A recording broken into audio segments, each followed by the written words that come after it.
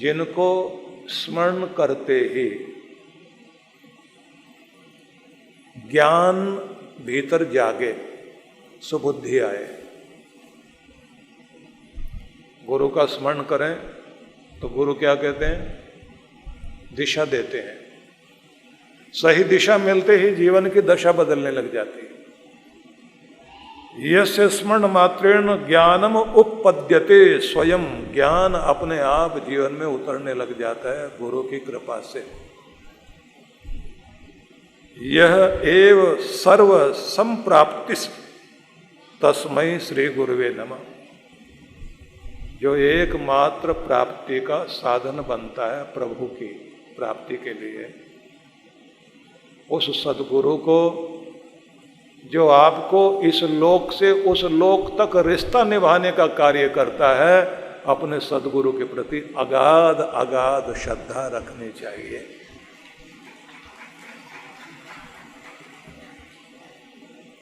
कर्मणा मनसा वाचा नित्यम आराधयेत गुरुम, दीर्घदंडम नमस्कृत्य निर्लज्जो गुरु सन्निधो। गुरु गीता स्कंद पुराण का अंतिम भाग। ये श्लोक बड़ा अद्भुत है। कर्मणा मनसा वाचा नित्यम आराधयेत गुरुम। मन से, कर्म से, वचन से अपने गुरु की आराधना कीजिए। दीर्घदंडम नमस्कृत्य, हो सके तो साष्टांग प्रणाम करो, पंचांग प्रणाम करो, अष्टांग प्रणाम करो, या फिर जहाँ बैठे हो वहीं दोनों हाथ जोड़ के प्रणाम करना चाहिए। और सद्गुरु से सुबुद्धि की कामना करनी चाहिए। गुरु आपको चमत्कारों में नहीं उलझाता। गुरु आपको ऐसा बनाना चाहता है कि आपका प्रत्येक कर्म ही चमत्कार बन जाए, आप खुद में ही चमत्कार बन जाए।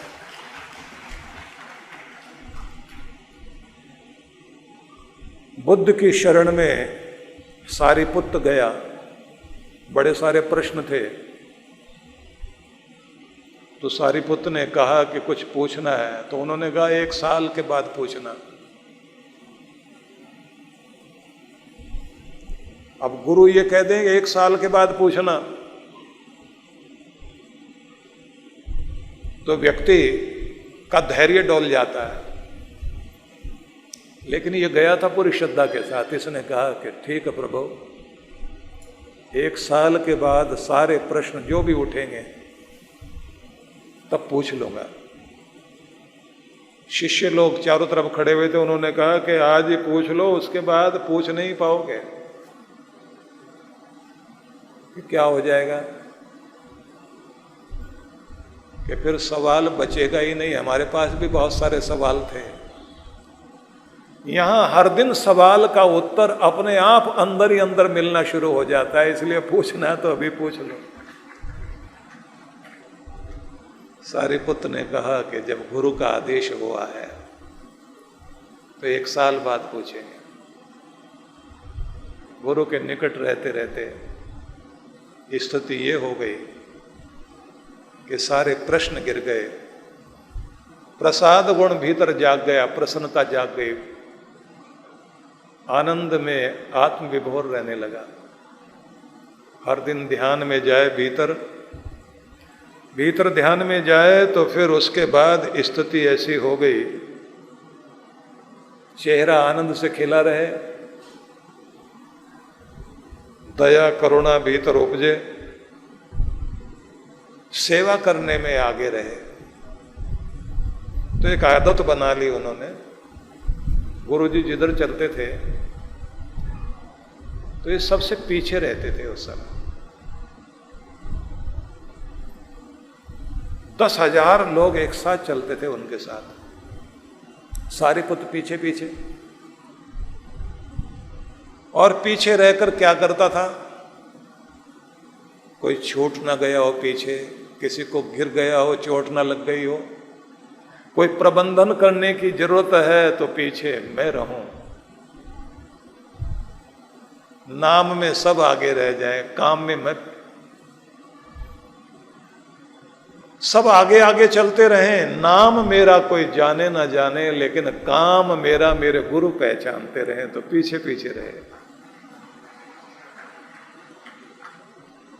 गुरु सेवा नहीं दे, वो सेवा ढूंढे। हनुमान जी भी सेवा मांगते नहीं है, सेवा को पहचानते हैं, समझते हैं कहाँ कौन सी चीज की जरूरत है, और अगर खाली है तो नाम जपना शुरू कर देते हैं, और खाली हो जाए तो जहाँ भगवान के नाम की चर्चा हो वहाँ जाकर छिप के बैठ जाते हैं। इसलिए हनुमान हनुमान है। इसी कारण रामदूत का नाम सबसे पहले आता है। हमारे राम जी से राम राम कहियो जी हनुमान। तो सारीपुत्र ने भी उसी तरह से भगवान अपने गुरु के प्रति श्रद्धा रखी। एक दिन ऐसा हो गया, गुरु में बन गया, उसके अंदर गुरु की सुगंध आने लग गई। गुरु ने कहा कि अब उठो, यहां से निकलो। हाथ जोड़कर बोले, महाराज आदेश। बोले, जाओ दुनिया के बीच, पीड़ा में तड़पते हुए लोगों के बीच जाओ, जीवन से भागते हुए लोगों को जागना सिखाओ, अशांत लोगों के भीतर शांति उतारो, और उनको कहो जो तुमने पाया है वो उनको भी मिल जाए। सारीपुत्र चला गया, लोगों के बीच गया और जाकर के संदेश देना शुरू कर दिया कि धरती गुरुओं से कभी खाली नहीं रहती। ज्ञान का देवता हर समय होता है। आंख वालों आंख खोलो, इस धरती पर इस समय गुरु है। गुरु की शरण से मैंने जो पाया तुम्हें भी बताता हूं। तो वो बताना शुरू करें। लोग आनंदित होने लग गए। लोग कहने लगे, जो आप कहते हैं आपकी वाणी में बहुत शक्ति है। वो कहते नहीं, मेरी वाणी में मेरा गुरु बैठा है। अगर अच्छा कुछ लग रहा है तो मेरे गुरु का है, और अगर अच्छा नहीं लग रहा है तो फिर मेरे कहने में गलती है, मेरे गुरु के वचन में कहीं गलती नहीं।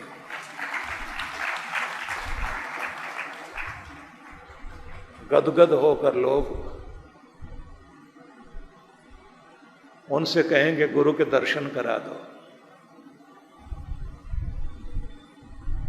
तो वो कहते थे चले जाओ, मुझे तो आज्ञा नहीं है वहां जाने के लिए। पर हर दिन क्या करते थे सारीपुत्र, अलग अलग दिशाओं में प्रणाम करते थे। लोग पूछते थे कि आप कौन से देवता को प्रणाम करते हैं? कभी बाएं उत्तर की तरफ, कभी दक्षिण की तरफ, कभी पूरब, कभी पश्चिम, अलग अलग दिशाओं में प्रणाम करते हैं, हर दिन अलग दिशा। तो उन्होंने कहा कि जिस दिशा में मेरा गुरु जिस दिन जाता है मैं उसी दिशा में प्रणाम कर लेता हूं, उनको प्रणाम देता हूं। हवाओं से कहता हूं कि जाओ छू कर आना मेरे गुरु के चरणों को, और मुझे भी स्पर्श कर देना, क्योंकि मुझे वहां आज्ञा तो नहीं है।